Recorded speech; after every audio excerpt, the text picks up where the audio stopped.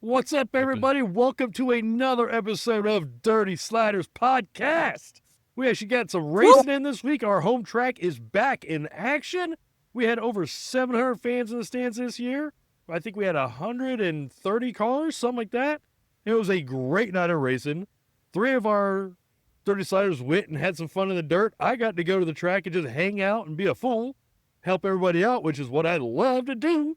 And now I got the boys back in town so that we could talk and chat, have fun, be unprofessional, and just, you know what? Talk dirt track racing. It's back. It's ready. John's missing out at some stupid thing that takes one ball to play. I think Padre baseball or something weird thing he wanted to go see, but whatever.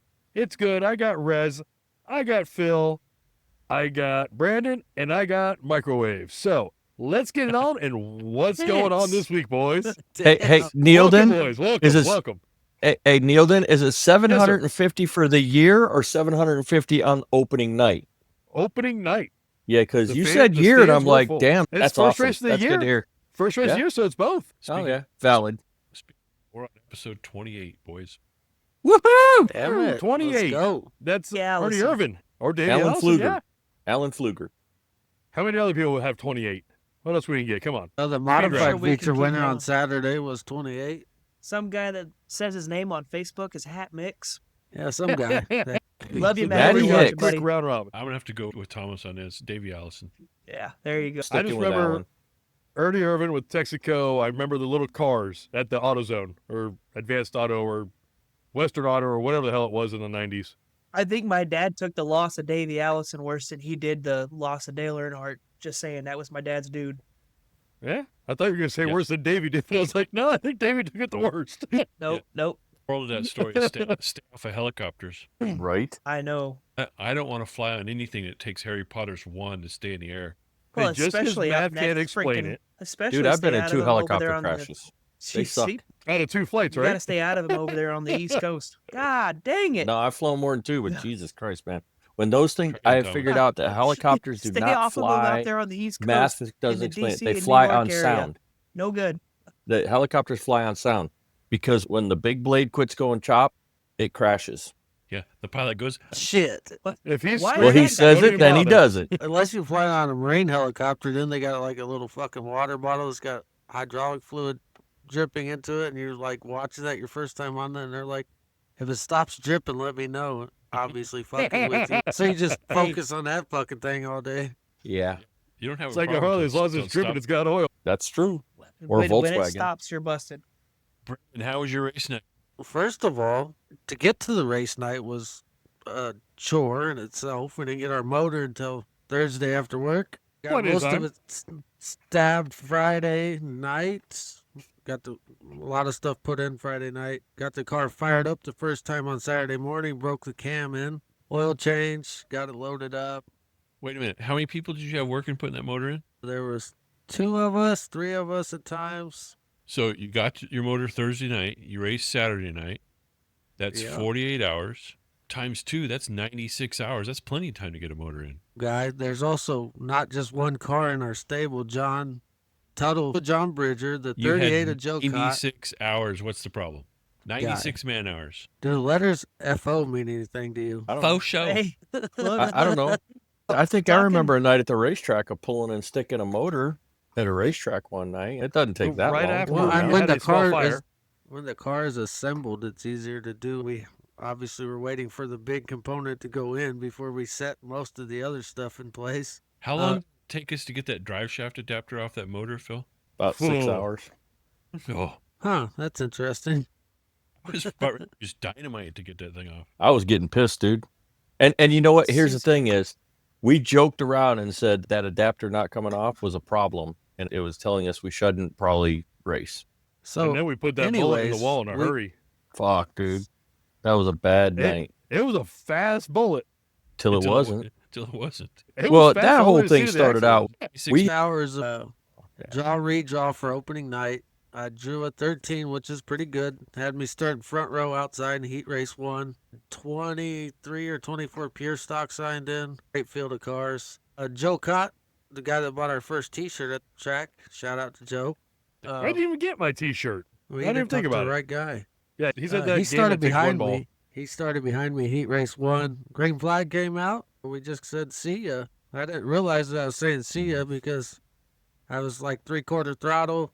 Car was handling good. I was just kind of doing my thing and ended up winning by damn near a straightaway. So that was cool. Then it comes to the redraw for the main event. In typical fashion of Brandon Jacina 77 pure stock, we draw a 9, right? Dead center of nonsense. But Bridger, he didn't make his heat race. His car wouldn't fire up. They went back to the shop, got a distributor, got that thing running. He started his B main. He ended up making it into the A main, so that was outstanding work on those guys' part. I start 9th. I'm just biding my time first couple laps. Guy in front of me's holding me up a little bit. Found the high side, which was outstanding. Started moving up, got up battling side by side for 6th. Guy down below me, obviously racing heads up, thought that coming up into me was a good idea. Made contact, and for whatever reason, the lower ball joint fell out of the bottom of the right side, so ended our night a little prematurely with 6 laps to go or something like that. But the car's fast, handles really well. John Tuttle, shout out to him. He busted his behind to get us all out there, and Joe helped us out. So shout out to those guys. But other than that, to kick off a race season was pretty fun. So did Speaking of Bridger- John, Brid- that was a bummer. He was going to take the Caprice out there. What happened? Dude, that Caprice, he didn't realize he couldn't reach the pedals in that son of a bitch until Saturday morning. I'm only a foot taller. Oh, Bro. shit. First of all, your seat, he was like a little kid in a ginormous box trying to sit in your seat. And we're like, okay, we can get pillows to work that out. He stuck his foot out. He could touch the gas pedal. Nowhere close to the brake and nowhere near getting the clutch to the floor. Shit. Is the Caprice ready to Man. run? You guys So- should have zip tied blocks on the pedals. So that's what we was trying to get accomplished. We got his motor in there.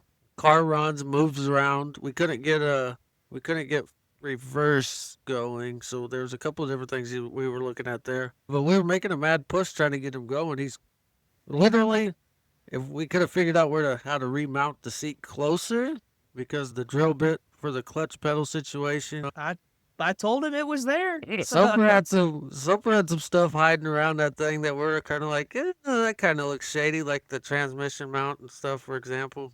So John needs that Rico Abreu setup in there. Mr. Bridger, not Bridger, Tuttle. Mr. Tuttle needs we stuck a booster seat in there. Actually, he got a smaller full containment seat, and it fit inside Soper's seat. It's that small. So are you saying that Soper's a fat ass? I'm saying Soper's relatively large when it comes to John Tuttle. The fucking guy. Yeah, so Chief has been good 230. to him. don't zip tie blocks to the pedals. Duct tape blocks to his feet. Oh, there you go. Well, Or hey, you guys remember those elevator shoes back in the day?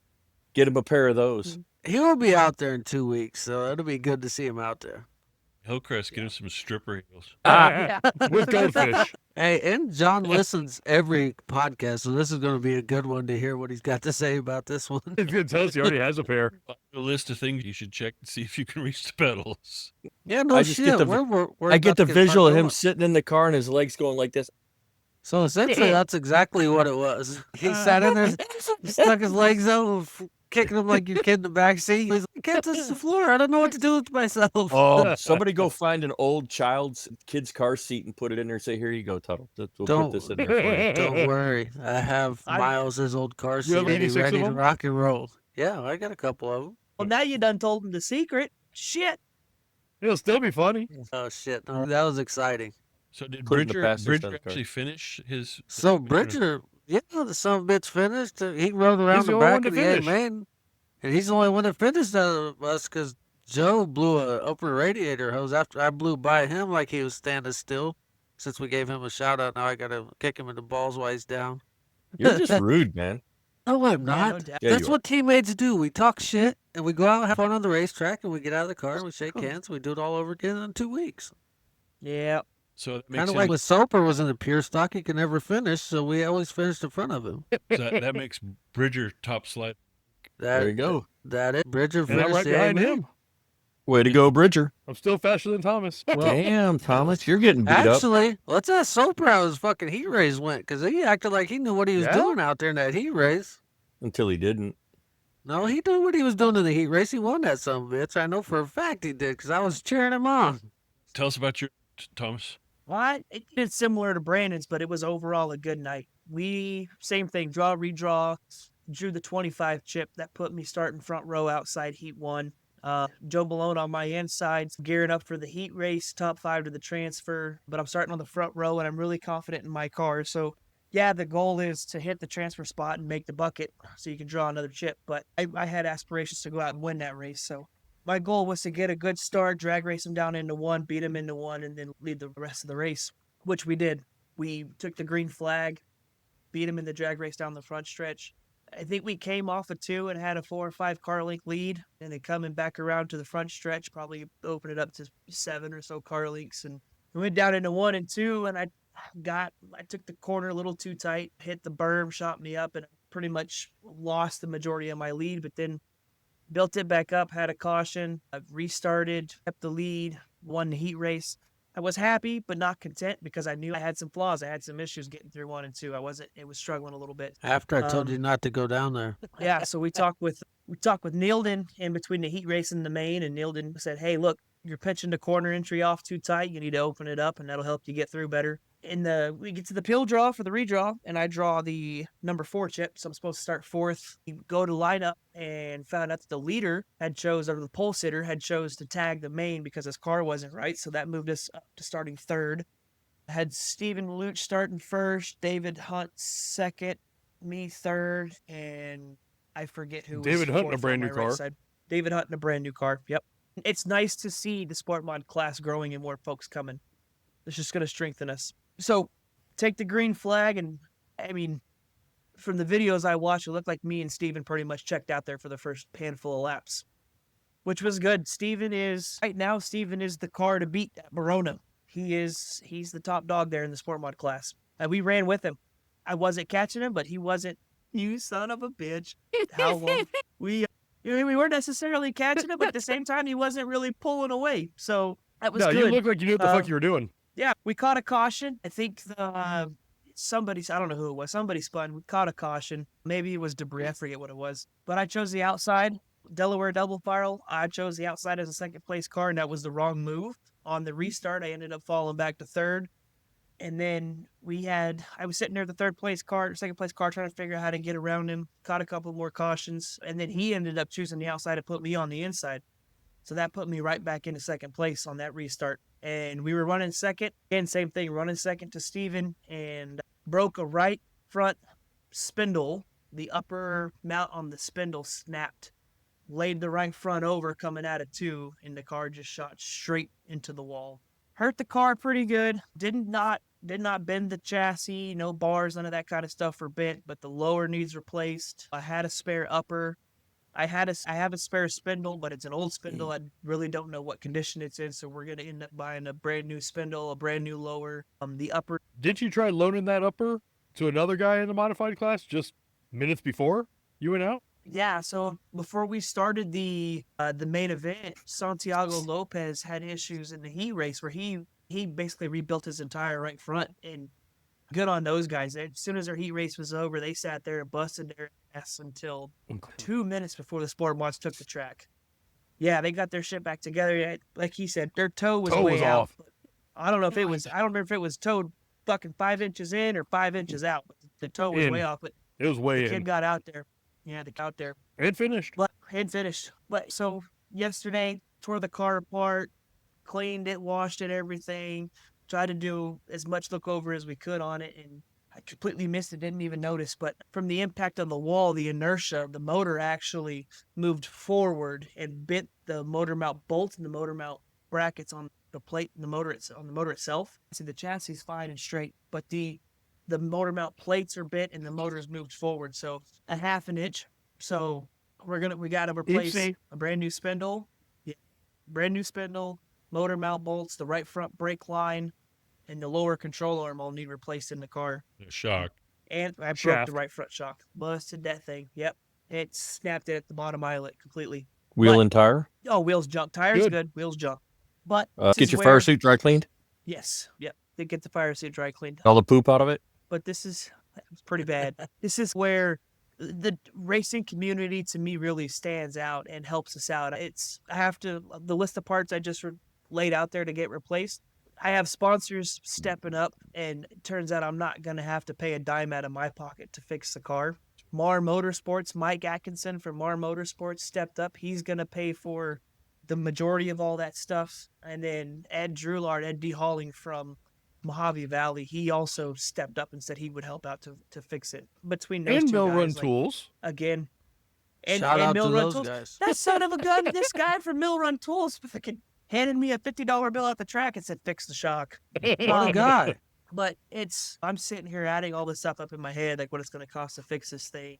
As racing goes, ain't nothing a couple $100 can't fix, right? But these folks step up. They don't step up because I'm hurting for money. These guys step up because they believe in me. They believe in my ability. They say that they believe that I can go out there and run with anybody on that track at any given night. And just that alone builds confidence, makes me feel great. And I am absolutely astonished. I don't know what to say. I can't believe that these folks are willing to step up like they are to help me out. It says a lot about them. And thank you guys. It says a lot too that people All want I to step up and help you out. All I can say from my point of view is I know if you're on the track, it's going to be entertaining, one way or another. Be spectacular. So I was Super. cheering you How's on, but I was afraid get you're going to take some more of my money. So I had a little side bet I was Well- going to give you guys since I was at the track, but no one could pull it off. No one could top 3, so no one got Well- any bonus money. What I'll say is from Winter Nationals to start your season, Soper, to this first race at Verona, the following of people that have stepped up to help you out has been fairly tremendous. It's pretty awesome to see, considering we all were there when you first got started, right? yes. So good on you. It shows a lot about your character, and it shows how you interact with people, because it's not the easiest thing to do to get sponsorship as a race car driver. Even good race car drivers have a hard time finding sponsorship. We have friends of the show that were in that spot at a time or two. Those kind of relationships are special because those people are stepping up to help you out, not because they get exposure for the business or because they're getting mentioned by the track announcer. They're believe in you and your program. And there's a lot of racers that have special relationships like that with certain people, even big time racers. That Sammy Swindell has a relationship with the trucking company, the owners of that have been with him for decades. Tony Martin Stewart Truex. with Johnny Morris from Bass Pro Shops has been with him for just Him and Truex. those are the kind of people that, like I said, they believe in you, and that's a pretty special thing. Cultivate those relationships. That's the kind of thing that can last for a long time in your career.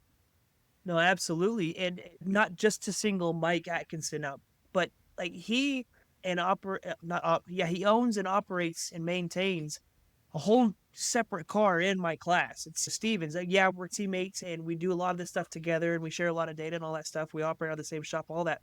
But Mike has his own car that he is funding, and he's willing to step out to help a competitor stay in the race and potentially be his own car.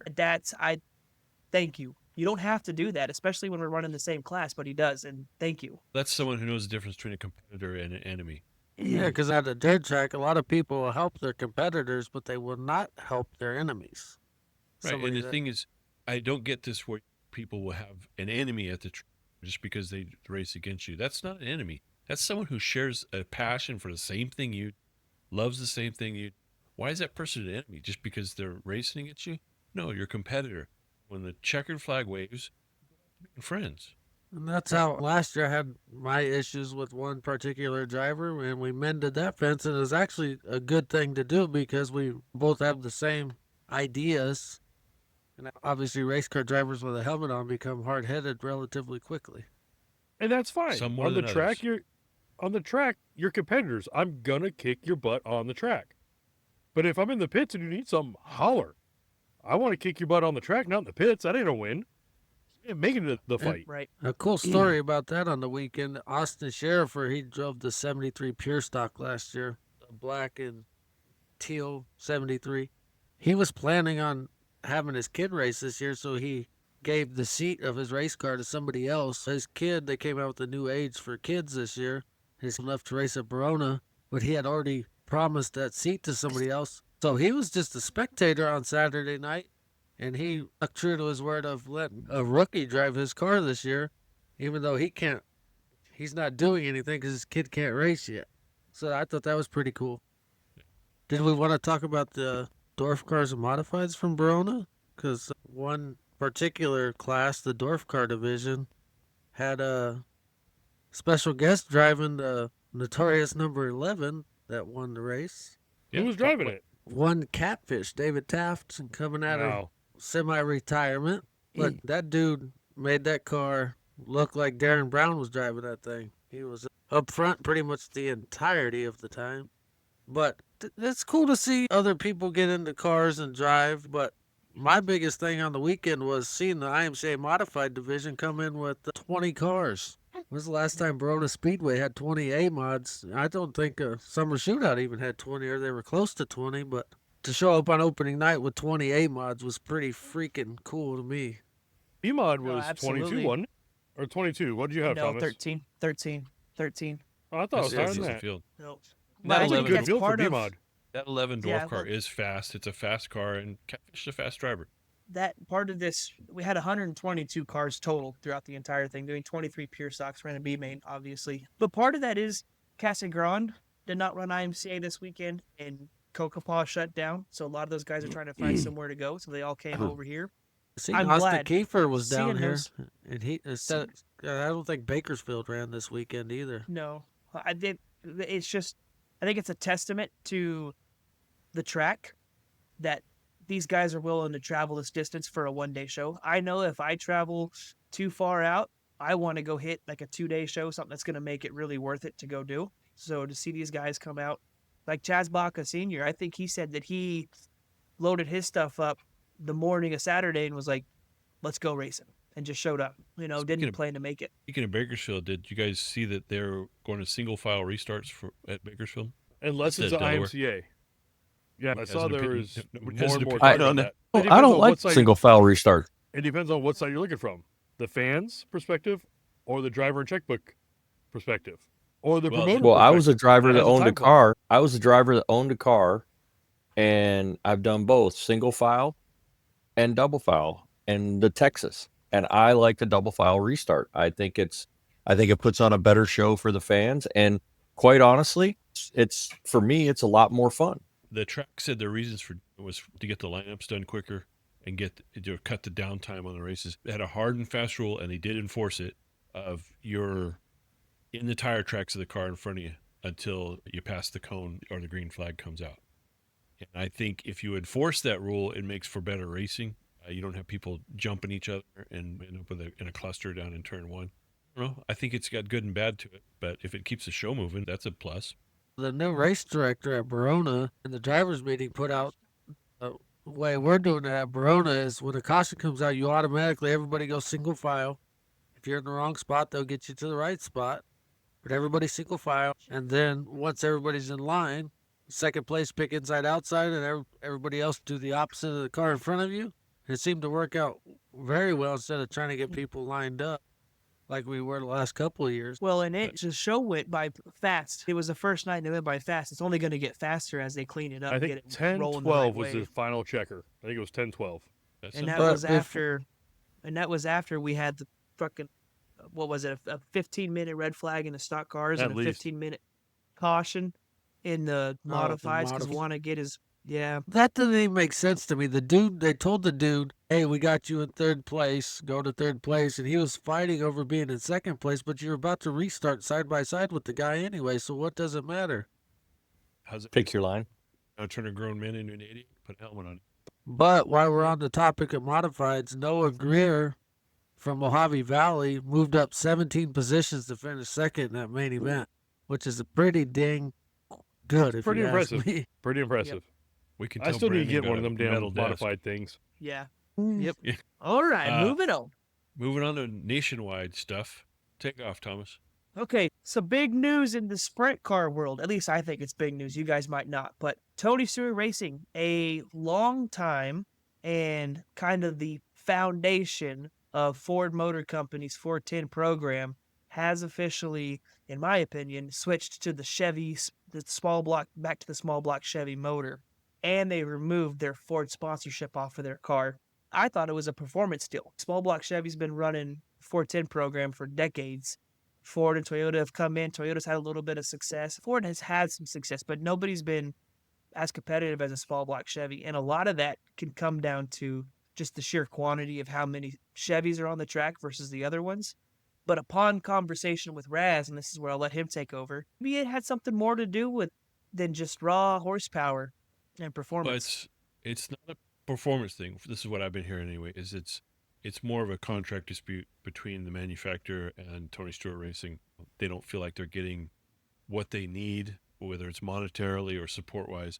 But the Chevy engines they're running are Shaver engines. The Fords that they were running were Shaver engines, built by the same engine builder. And when it says that Ford actually makes more power, the issue with them is reliability. I guess they tend to break valve springs, which is a problem. That reliability comes with time tested. The more you run it, the more you find out what's going to break, and you keep trying different things. But Ron Shaver builds a hell of an engine, and the skinny on those is they're 1,000 horsepower motors, both either the Ford or the Chevy. So what we're Yeah, I saying is just think Ford's it's- broke. They're going bankrupt. You heard it here first. The sky is falling. That's it. I mean, That's what you we're know, putting all over. It is all over Facebook. news because it is news because Tony Stewart Racing, in conjunction with Shaver, they pretty much developed that motor when it came out with the Ford factory support. Other people have run Ford motors in World Outlaws competition and nationwide competition for a while. It goes back to Dave Blaney in the 90s running a Ford and winning some stuff. I think Rudine Racing is still running the Fords. Who else? My memory's failing me. The Toyotas are coming out strong with their 410 program. It's only a matter of time before they figure it out because Toyota throws cubic dollars at a problem, but they will get that 410 program up at the front. No, absolutely. And They I ain't don't afraid to think spend the there's money. That's for damn any sure. doubt. Yeah, and I don't think there's any doubt or question on Toyota's dedication to it. Just look at the quarter midget and the outlaw stuff. Like Raz, you go to the Chili Bowl. Is anybody not running a Toyota out there? Yeah, quite a few people are not running a Toyota. It's the two top dogs really are in a Stanton, and it's a toss-up who's going to win. Obviously, this year Kyle Larson won with a Toyota motor. Keith Kunz runs his whole program off Toyota, and the Toyotas are the big dogs. I think the Stantons will run with them. Eric builds a hell of a motor. That's right here in Kentucky, by the way. He builds a hell of a motor, and that thing runs strong. But I think Tanner Thorson was the last to win with a Stanton, which he tried to blow it up after the checkers so hard. And I mean, But- and Toyota isn't just like building the motors; like they're throwing their names on cars, full sponsorships and everything. Like I think Toyota's proven that they're dedicated to be a serious force in all types of motorsports, from your local dirt track all the way up to Cup. Obviously, They were the joke when they came into Cup. It's like, oh yeah, Toyota, they're going to build a pushrod V8. Yeah, guess what? They did. Yeah. I don't know how much in common that the 410 sprint car program has with the NASCAR pushrod motors. The foundation has got to be the same or damn close to it. It's a basic V8 pushrod motor. The only thing is, the NASCARs are 358 cubic inches. Yeah. There's just changing the displacement, which changes everything. You change your bore size, you change your stroke, it's going to change how a motor runs, and it's going to change internal dynamics as far as harmonics and things like that could cause parts to break.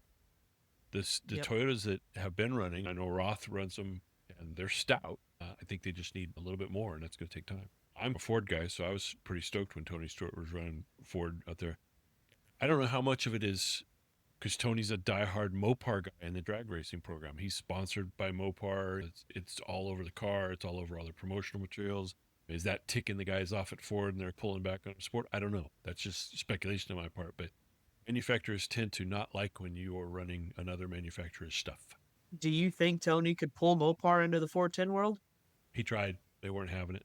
Damn it! Which is ironic because the Stanton midget engine it's a Mopar design. The head is the old Mopar W9 casting. Obviously, at this point, it's heavily modified, but that's what it started as. And then the Stanton V8 410 engines that he runs are still that same head. So it's when Stanton builds a sprint car motor, it's basically a Mopar motor. Obviously heavily modified, but that's no different than a Shaver Chevy or a Shaver Ford. The only Ford part on them is the name they put on the valve covers, and same with the Chevys. There's not a Chevrolet part in those motors. And the exhaust manifolds. Nope. Nope. No, I'm talking about Those are the two-wheel outlet headers. port design. Yeah, Talking about even the outlet port design boys, yeah, and those are heavily modified. Like the spacing isn't even the same. but you can still tell a Ford versus a Chevy by looking at it. Just because you have the two center ports Siamese versus the Ford, which is equidistant, the Toyota's equidistant. I mean, yeah, visually you can see it, but that's a nostalgia thing more than anything else. I'm a fool for it. We beat that horse to death. Brandon, how about MCA points? Oh, we were talking a couple episodes ago about one Chaz Baca, the two-time IMCA National Modified Champion. He started his season out in Arizona and has since moved to Iowa. And as of 4 days ago, there's still a couple races to be added now because I just seen he ran last night at Stewart International Speedway in Iowa, but he's got a pretty hefty lead considering he had a bunch of wins in Arizona before he moved up to Iowa. I'm just taking a look through there. Colin Hibden, that's one of the guys that's running the Eldorado Speed Shop cars. But Troy Morris is what I was getting at here. You can see how far off he is in points to start the season. It's early in the season, but he's also running around Iowa as well right now.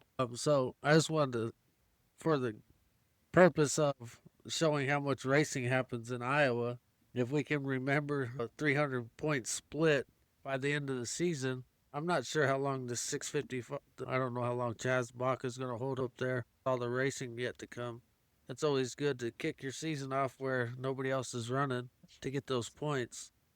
Give a shout out to the guy in 5th place, Logan Drake. That is the son of a guy that I used to race against at Santa Maria Speedway, Steve Drake.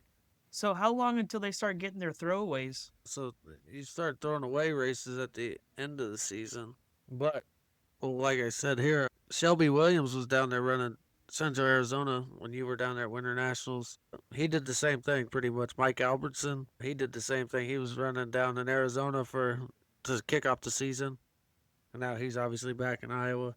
But this is where it happens is the folks that can get the early start get out to a huge lead, and if they can keep their momentum going throughout the season, they're good to go because they got that many more points on everybody else. Before the show, we were talking a little bit about Chaz, and he's been averaging between like 4th and 10th pretty much every night, which is good. And he had a best shot to win last night. He got up to 2nd, got into the leader, went to the back, came all the way back up there, but made contact with somebody else and blew a tire down. But that was about his best shot so far since he's been in Iowa to really get a good, solid win. But it's cool to see him come from here, and just like we were talking, just to see guys come from our area, watching the guys that we've watched move up to where the big-time competition is and be able to compete. Thing to do. It's easy to be a big fish in a little pond, but when you see those fish go out into the big pond and still do good, it's impressive. Yeah, and Yeah, we were talking about it before the show. We went from California out to the Midwest, Iowa, Kansas, Missouri. I got humbled real quick. Got my ass handed to me by those Midwest drivers. And over the last just a couple of years here, the amount of people that's moved to the Midwest in order to capture that. I think Chaz's post, he was talking about, he's trying to get a late model ride eventually. And his hope was moving to the Midwest and showing that he can compete with these guys nightly, every night pretty much. You're running 4 or 5 nights a week up there. He's hoping that it's going to show that he can drive with those guys and pick up a sponsor for a late model ride. One Nathan DeRegan here in the hobby stocks. He had a pretty good season last year with a lot of wins. This year's not been as nice to him, but he's still leading the national points. But the one I want to point out here was the one I was talking about in our chat a couple days ago. One Dylan Richards. That guy was on 15 races and 14 wins out of 15 races. And the one that he didn't win, he ran second, and that was in Arizona. But I think right now he's on 16 races, 15 wins right now, or something similar to that. He's only lost one race, and he ran second in that. And Looked down there in 16th place, Ricky Thornton Sr. Well, that guy just ran a modified at Verona this week. So now he's not going to gain any more points in hobby stock because once you move up to a modified, you're not authorized to race a hobby stock in IMCA. I don't think he really cares. I don't believe so. Hey, I just But, want to point out, you guys didn't see it, but I'm 14th in rookie points this year. That means there's don't- 13 rookies that are better than you. Yeah, double up the list. The leaders got 547 points, and I got 78. But Well, now that we're on 14th. the topic, let's go ahead and see if we can't dial that up here. But what I was going to say about that is you're probably going against rookies that are getting full points every night because they are, what's it called? They have full car counts, whereas Barona's kind of Yeah. getting their sport mod program going. Let's see. Well, he's probably also racing against guys that don't hit the wall. The guys that check their Only spindles out happened before the race. once. I only got her pregnant once. So far. Only Here we go. once. One microwave in 14th with 78 points, and one Pace Herrera was 537 points. I told you. Hmm? Don't pay attention to that part. Ouch. What are you going to do to fix that, Thomas? Let's point out that he's tied for 14th with Brandon Bartolotti. That's a great. Hey, good job, Brandon. We're running strong, buddy. Hey, my Solid. question is, did Brandon hit the wall? He may have. May He's- have. he's got May the same have. amount of points. He might have. Yeah, he might have. Hey. But I would tell No, you that this. pace. Go ahead. Mike Smith is on this list down here in 20th. He just won at Boone Speedway on Saturday night. He was one of the nation's top hobby stock drivers over the last couple of years, and he just jumped in the sport mod. Into last year, he ran a race in the sport mod, I believe, or 2 races in the sport mod last year, not for points. But he came out at Boone Saturday night, got a W in that thing, and he's got Nice. 50. Come on. He's Well, coming for you, Thomas. wasn't Saturday on night? it. Wasn't Saturday night the 12th of April? Yeah, so that's what I said when I Because pulled that's it only up. through the 10th. That's only through the 10th of April. So those his win is not up there yet, Right, that's what I was about to. and Wallbanger's points aren't up there yet either. Yeah, because I was talking about that when we brought it up for So chat. you're probably not even tied anymore, Tom. No. Yeah. But just take a snapshot of you being in the top 20 in national rookie points right now. So by the end of the season, you can say, I was there at one time. I was there. goddammit." I was there at one point. Damn, I was part of the No, party. that So Pace was Herrera, I before the first race. Well, damn it, son. that Pace Herrera who's leading the rookie points. Just a young kid. He's 16, 17 years old. He ran every night there at Winter Nationals. I think he made the main every night at Winter Nationals. He's a good driver. He did the 2 weeks at Winter Nationals and then ran back to back out at Mojave Valley and picked up a win at Mojave. He won a race in Casa Grande. What was the early thaw, the Muncie early thaw in Casa Grande? They ran with the late models. He won a race there. The kid's got talent. Watch out. He's another one of those kids that were pretty damn good in the hobby stock. And then let's put some big boy britches on, jump up in these sport mods. Getting Let's off do of it. Thomas's nuts, let's get on Hoosier's nuts. There you go. They are coming out with a new late model tire for the right rear for the National Touring late models. So that includes World Outlaws, Lucas Oil. I don't know who all else, but those are the two biggies. So you can see the original tire on the left, then the new tire on the right. Visually, the thing that you see different about it is it's got bullet holes in it. The tire is slightly taller and slightly wider in carcass, but not in tread. The tread's the same width, but the carcass is a little wider, and a softer sidewall. So they're saying that this is the idea about this is to give the tire more side bite mechanically, so that they don't have to do it in suspension setup and everything else, and that will help the car balance, will help the tire wear, and they're saying that it will help tracks not rubber, because that's been a problem since they came out with this other tire in 2023, is that they're mechanically forcing that tire down into the track so much that it's causing tracks to rubber up, which is not great racing. That's one view. Several of the drivers, including a very prominent, his name might rhyme with Davenport, who says that they are coming out with it because American Racer is stealing their thunder, not on the touring side, but on the local racer side, which is obviously where Hoosier makes their bread and butter. They get on TV with the touring series, but they make their money at the local tracks. But they say, this is Hoosier speaking, the tire is designed to provide better side bite, quicker recovery, and better balance of drive on corner exit. Testing has shown can improve tire wear and reduce tire temperature as well. The new tire is virtually the same tread width as the current tire, with a half-inch wider in section width. Hoosier felt it was time to boost the performance of the National Late Model Touring right rear tire. We're constantly evaluating and evolving the NLMT program to address customer feedback and the changing landscape of dirt late model racing. We felt this was the next evolution necessary to keep the NLMT program relevant. This is direct replacement tire. We're not adding another option. We're replacing the current NLMT right rear nationwide. Therefore, we're asking the series to add a tire we're simply replacing our current tire. Now, one of the arguments I heard against this is it's going to raise the cost of racing. It's going to raise our expenses. You're buying a tire. You buy a new tire at racing, and you're just going to buy a different tire that basically costs the same. How's it raising the cost of racing? As long as the price is the Well, same. I was going to say that's going to be the big thing. I'm sure Hoosier's going to sell it as similar. But then here's the other argument I heard. They should just outlaw siping and grooving. That way teams won't have to carry a separate tire guy. You're going to carry a tire guy anyway, no matter what they tell you that you can or can't do to the tire, because you're going to want that advantage of having someone who's dedicated to working on tires. So I thought that was a stupid argument against it. So my thing Hey here man, is I if wish they they get would. this, I wish they would outlaw the damn tire groove and shit. That is some damn dumb work.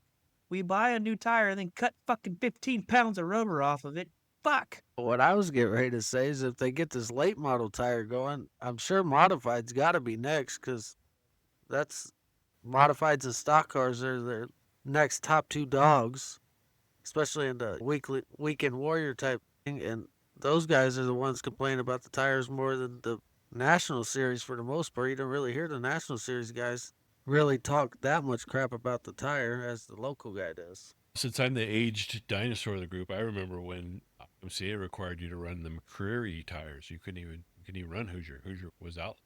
Obviously, that's going to change as different tire manufacturers come in as series sponsors. But Hoosier's the top dog in dirt racing right now, and I think American Racer is doing a little bit of run for the money, and I think they're feeling the pressure because it's a less expensive tire, and it tends to be a softer compound that performs a little better in most cases.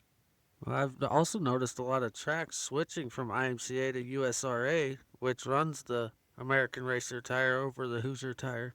Yeah, I remember the tire wars between Hoosier and Goodyear. Those were great days because let me tell you what, they were bringing some bubblegum tires to the track. So what's everybody's thoughts? You think this is a positive change? You think the Hoosiers got it right? You think the Hertz got it right? Are they going to fire their tire guys? What do you all think? I personally think, hopefully, one, that it's going to give us a little better racing, even though National Late Model Touring Series always puts on a good show. But if the tires can last a little longer and get not rubber down the track, because that's, to me, what has made racing less exciting. Before, growing up, when you had tacky track, everybody's fast, which made for a good show for the spectators. When the track rubber's down, locks down, a lot of times it goes to a single lane racing track, and that's not fun for anybody to watch. I want multi-groove, let's get it on. I'm not a huge fan of a track staying tacky. I want to see a track slick off. Not take rubber, not stay tacky. I want to see it slick off. Let the groove move around. Let it jump up, let it come down. People can work and find their ways. That's what makes the racing good. Yeah, but when it rubbers down, it takes the advantage away. When it slicks off, that's cool, where everything's pretty much equal competitive-wise. But when it rubbers up and it goes to one single lane, it's no fun for anybody. Going back to the dinosaur ages when I was racing, a track would slick off, and then it would depend on your nose. As soon as you could smell rubber, you're like, this track's rubber down. I need to find it. Where is it? And that's what I'm saying. Like I don't want a rubber down track. No, nobody does. I don't want it makes for terrible racing. Yeah, and it's fucking hard on tires. But I don't want a tacky track because then everybody's just freaking fast. I want a track that's going to dry out and slick up. Let the groove move around. Whoever can get around the track the best. All right, Mr. Crate Motor. It doesn't matter. The It open doesn't motor matter. guy wants a tacky track, I guarantee you that, because he's going to dog walk you down the straightaway on a tacky track. I think a dry slick track is more of a driver's track. I think that's pretty much been proven. Whereas a tacked up track or a rubbered up track, just follow the leader. Everybody's pretty close to the same, even the open motor guys versus the crate guys. You have some advantages, but you have disadvantages. I loved a dry slick track. Neilden loved it when we had a dry slick track. Yeah, but It's- for everybody to understand, slicked off is different than rubber down, just in case the people listening, the 12 Right. people that we got listening might not understand the difference. When you see the track black, there's two different things. It can be slick and it can be rubbered down, depending on how the track looks and how it. Just watch how your drivers are driving it. Yeah, most dirt tracks go through a stage. You'll start off a little greasy, and then it goes from greasy to tacky, meaning the rubber has dried out enough where it's actually sticky and you stick to it. And in that particular scenario, most cars actually get better traction on dirt than they even would on pavement. It's just you're glued to the track that good. Then it goes through a slicking off period where that the track starts to get that polished, shiny look.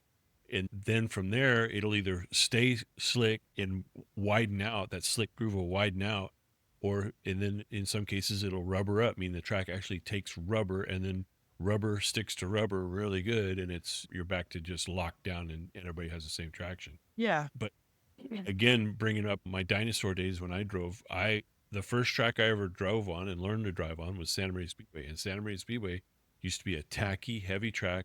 We didn't know what dry slick was. That's what we raced on. And there was great racing at Santa Maria Speedway. You go away from there, and what's this dry slick stuff? I don't know how to drive on this. Like Whole new guys that are learning used to driving a tack down track where you can just basically anybody can drive it. You just put your foot to the floor, it's going to hold, and you go. Those guys with the we can run big horsepower motors. You put those guys that drive on a slicked off track, and they'll just burn the tires off. When we went to, where was it? We went to Neildon. Shit, I can't remember the name of the track, but when we went out, it was where you had where's Nerf Bar go? What track Prump. was that? That's pro. Prump. That was Yeah, Pahrump in and- Nevada. And you went and you walked into Go on me. the Meta Megos I'm sitting video on the and watch grid. that one. You come to me and you said, dude, it's dry slick, and you are the best in this field on a dry slick track. And what did we do? Shit, we started middle back of pack, and hey, we were up in the top three, top five? I can't remember, but front. yeah, Breaking because shit. the leader, Go to the back, go to the the front, leader- go to the back, go to the the front. leader spun, and everybody went like this. I'm like, shit, boom, head on into him. But it's who like was it that you were hit just your, like, boom. hit your Nerf bar on the track and launched it into low Earth orbit? I don't know. I don't even Remember remember.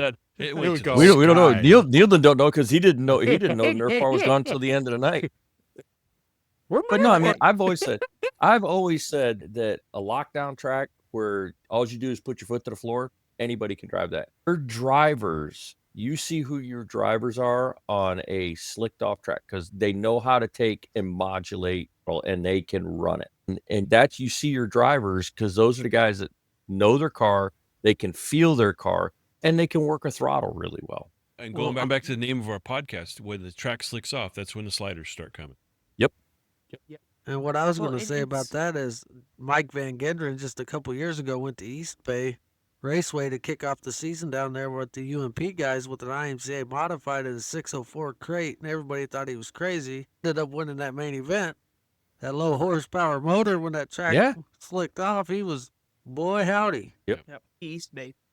But going back to Raz talking about the tracks looking off and the grooves widening up, the reason the groove widens out is because we're searching for that moisture. So we're right rear on that moisture to help us get grip to come off the corner. So what that does is that moisture is right here. And then we hit it a couple laps and it moves here. And then we hit it and it moves here. And then it just keeps doing this until you're running from the berm to the wall. And it's just whoever can get around the track the fastest. And it makes for a fun show. Yep. Send that Yep. thing in from The Santee. starter stand. Yeah, send that thing in Yep. from Santee and see what happens. Yeah. And that Pitch it was one sideways thing- and stand on it. That was one thing that I really started to figure out pretty well at Casa Grande. You got 250 cars and they're prepping the track every 7-8 races. I think at Boone for Supernats, they prep it even more often than that. But you have that many cars, Brad would prep the very bottom and he would prep the top and he would leave the middle as it was because we would either run the wall or we would run the berm and then it would slick off and that middle never really got ran because you would enter the bottom and slide all the way to the top, like what they're saying. On that note, I think we should call it Pretty good discussion tonight, fellas.